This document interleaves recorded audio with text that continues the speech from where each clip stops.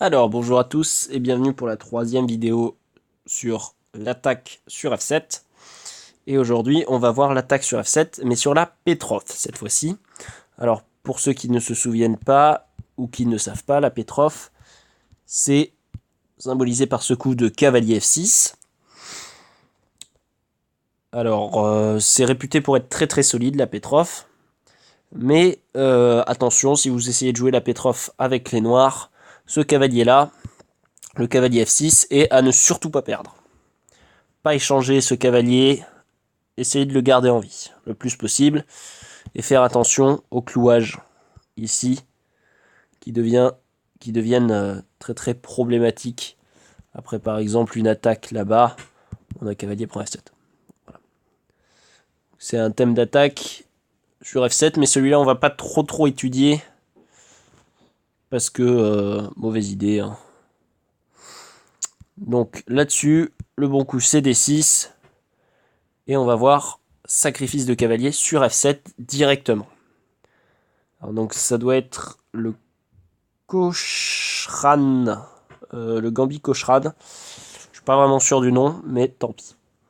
Ok, donc toujours vous voyez le sacrifice de cavalier, et vous allez voir que c'est toujours les mêmes pièces qui rentrent en action. Cavalier C3. Bon, les blancs ont une compensation pour la pièce, puisque quand vous faites un gambit, vous devez avoir une compensation pour votre pièce, quoi qu'il arrive. Sinon, vous ne faites pas de gambit, hein, tout simplement. Puisque là, on voit que les blancs ont un centre très fort, et les noirs vont perdre du temps. Ils vont tout simplement perdre du temps à décaler le roi. Donc là, attention, quelque chose d'important là-dessus, bon. Ok.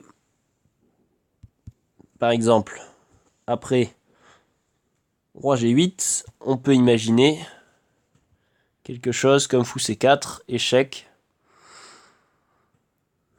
Et bon là, les blancs ont quelques problèmes, puisqu'ils vont devoir voilà, pousser des 5. Prise, je suis pas sûr que ce soit... Si, il y a prise. Et donc là, on voit qu'on a un fort centre. Le roi est un petit peu mal placé. La tour ne peut plus bouger. Alors que nous, on va pouvoir roquer tranquillement. On a un cavalier qui est très très fort. Bon. Les blancs... Et en plus, on a récupéré notre pièce puisqu'on a 3 pions pour un fou. Donc là, les blancs sont beaucoup mieux. Voilà. Donc on rappelle sur la Petrov. E4, E5, cavalier F3, cavalier F6. On prend. Et là, on sacrifie le cavalier. On joue cavalier C3. Et si le roi essaie de partir, on donne des échecs. Et on gagne la partie. Voilà, j'espère que ça vous aura plu.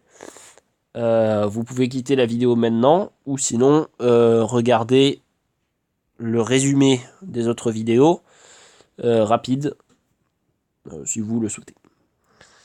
Alors, donc ce qu'on avait dit dans les autres vidéos, c'est que on avait l'ouverture italienne pour sacrifier le cavalier tout d'abord.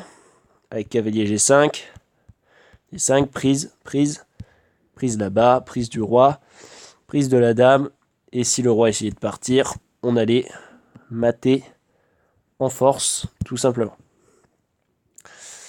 On avait aussi dit sur le gambit du roi, on pouvait pousser, prise, cavalier, G4 qui est le coup le plus joué.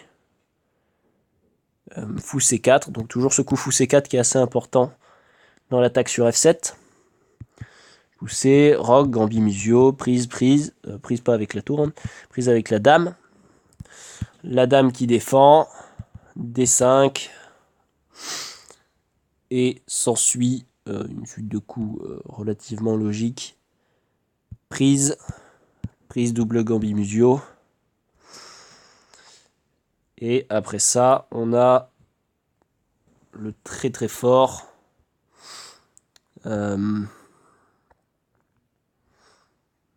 très fort fou oula, non, D4 d'abord. Puis après prise, cette fois-ci on a fou E3. Et puis après, dame F6, prise avec le fou, etc. etc. Voilà. Cette position-là, si vous arrivez à avoir ça, vous avez quasiment gagné. Quasiment. Vous avez une trop forte attaque. Si c'est en bullet, vous avez gagné, je vous l'annonce. Hein. Si c'est en blitz, vous avez quasiment gagné. En rapide, ça va être un peu plus dur. Ça va être une position plutôt nulle, en fait. Plutôt égale. Ici. Voilà.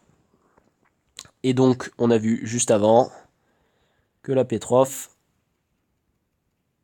on l'a joué avec prise et prise en F7.